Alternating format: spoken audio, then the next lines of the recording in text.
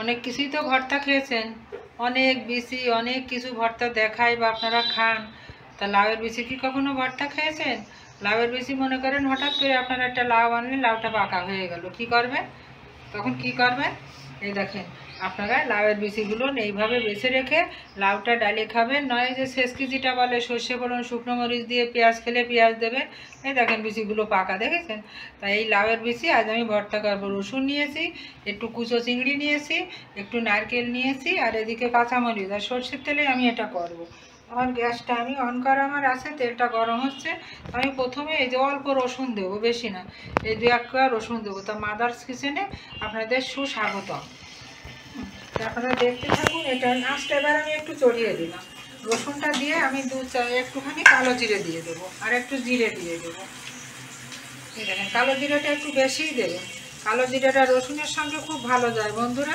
কালো জিরেটা একটু পরেই দিয়ে আমার রসুনটা একটু আমি লাল লাল করে একটু ভেজে নিই, সামান্য একটু ভেজে নেব। এটা করে এটা ব্লেন্ডারে দিতে যাবেন না, এটা শিলপাটায় পিসবেন, তাহলে খুব টেস্টি হবে। আর খুব মিহি করে বেটে নেবেন, ফেলনা কিছু নাই। এমন ফেলনা ফেলনা জিনিস দিয়ে এত সুন্দর সুন্দর রেসিপি হয়, শুধু একটু করতে হবে, ভালোবাসা দিয়ে একটু করা লাগবে। এবার আমি কালো জিরেটা দিয়ে দিচ্ছি। এই দেখুন, কালো জিরাটা দিয়ে দিলাম। এতে আমি শুকনো মরিচ দেবো না, কালো জিরে দিয়ে আমি হালকা, এই দেখেন এতটুকু এতটুকু আমি একটু জিরেও এখানে দিয়ে দিলাম। জিরেটা আমি দেওয়ার পরে রসুনটাও ভাজা হচ্ছে। একদিনের জন্য হলো বেটে খেয়ে আমাকে জানাবেন। এই দেখুন, এবার আমি কি করবো, চিংড়ি মাছ কাটা দিয়ে দেবো। চিংড়ি মাছ কাটা দিয়ে দেবো। চিংড়ি মাছ আমার ডিপেই ছিল, একটু আঁচ কমিয়ে দিই, বলে যাবে। আমি দিয়ে মুখে একেবারে ডিপে রেখে দিই। দিয়ে আমি হচ্ছে এদিকে লাউয়ের বিচিগুলো এদিকে দিয়ে দেবো, কাঁচামরিচগুলো লাউয়ের বিচি দিয়ে দেবো। আমার চিংড়ি মাছও বলতে থাক, এদিকে লাউয়ের বিচি ভালো হতে থাক। আজকে আমি কমিয়ে দিই, একদম নিমেষেই হয়ে যাবে, ফেলে দেবে। আমার এই লাউ বাজার থেকে, যদি আপনারা বাজার থেকে পাকা লাউ কিনতে না পারেন, দোকানদারের বলবেন একটু পাকা দেখে লাউ আনবে। বিচিগুলো এইভাবে ভর্তা করে একদিনের জন্য খেয়ে দেবে। আর এবার আমি কি করবো, নারকেলটা একটু পরে দেবো, কারণ নারকেলটা এখন দিলে পুড়ে যাবে।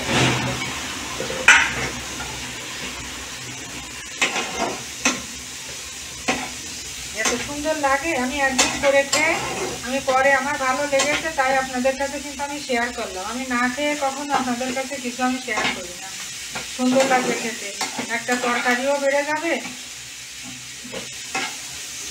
আমার তো বাড়ির সবাই খেয়ে বুঝতেই পারি নিজেরা লাভের দিচ্ছি। আমি সুন্দর করে এরকম করে নিয়ে ভর্তা করেছি, শিলপাটা বেটে নিয়েছি, খেয়ে কেউ বুঝতেই পারিনি আমার ছেলে বউরা।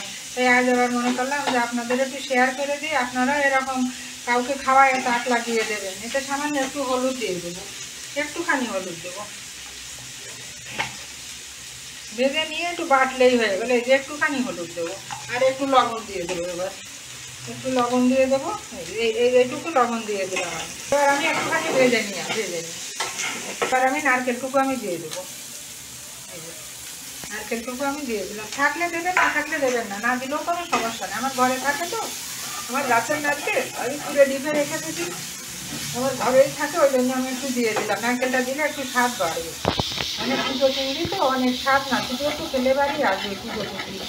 তেল বেশি দেবো না, কেন তেল দিলে ভাতের সঙ্গে তেল তেল হয়ে যাবে, তেল দেবো না। এবার আমি একটুখানি নেড়ে চেড়ে আমি এই যে এবার আমি নামিয়ে নিচ্ছি বন্ধুরা। এবার আমি শিলপাটায় বাটবো, তো আপনারা যদি শিলপাটায় বাটতে কষ্ট হয় মিক্সিতে দেবেন, কিন্তু মিক্সিতে এটা ভালো হবে না। এই যে আমি পাটার ঘরে ঢেলে নিচ্ছি। আমি পাটার ঘরে ঢেলে নিয়ে এবার আমি দেখুন কি করে বাটি। দেখেন পাটার ঘরে বেটে আমি এরকম করে আমি বেটে নেব, মিহি করে বেটে নিতে হবে। তাহলে আমি বেটে নিয়ে ফিরে আসছি। দেখুন আমার বাটা হয়ে গেল, ওই যে শিলনোড়ায় আমি বেটে নিলাম। তো যারা আমার এই ভিডিওটি ফেসবুক থেকে দেখছেন তারা আমার ফেসবুকে ফলো দেবেন, আর যারা আমার ভিডিওটি ইউটিউব থেকে দেখছেন প্লিজ একটু দয়া করে আপনারা সাবস্ক্রাইব করবেন। আর এই নিত্য নতুন সাবেকিয়ানা রেসিপি পাওয়ার জন্য মাদার্স কিচেন অ্যান্ড ব্লগের সঙ্গেই থাকতে হবে। তাহলে আমার কি হয়ে গেল, আমার এটা দেখুন আমার বাটা হয়ে গেল। এই এক বাটা, মনে করেন এত ফেলনার জিনিস, লাউয়ের বিচি কি কেউ খায়? লাউয়ের বিচি খায় না। এই যে ফেলনার জিনিস দিয়ে আমি অসাধারণ একটা রেসিপি করে দিলাম। এটা যদি আপনারা খান, আপনার কাছে রেসিপি কেউ জানতে চাইবে যে কি করে করা হয়েছে এটা, আর কি কি দেওয়া আছে আপনাদের আমি দেখিয়ে দিলাম। আপনাদের দেখিয়ে দিলাম যাতে কি কি দেওয়া আছে।